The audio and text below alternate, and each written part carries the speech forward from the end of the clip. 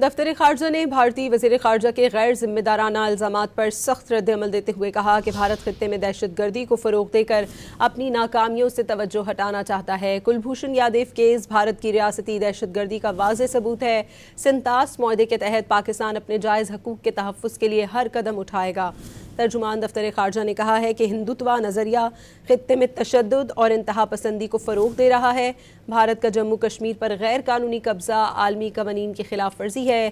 پاکستان کشمیری عوام کی سیاسی، اخلاقی اور سفارتی حمایت جاری رکھے گا۔ سنتاس معاہدے کی کسی بھی یک طرفہ خلاف ورزی علاقائی استحکام کو نقصان پہنچائے گی۔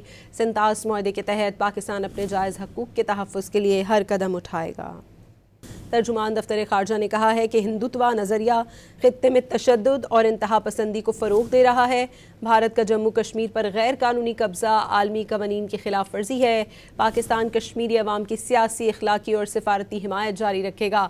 سنتاس معاہدے کی کسی بھی یک طرفہ خلاف ورزی علاقائی استحکام کو نقصان پہنچائے گی۔ سنتاس معاہدے کے تحت پاکستان اپنے جائز حقوق کے تحفظ کے لیے ہر قدم اٹھائے گا۔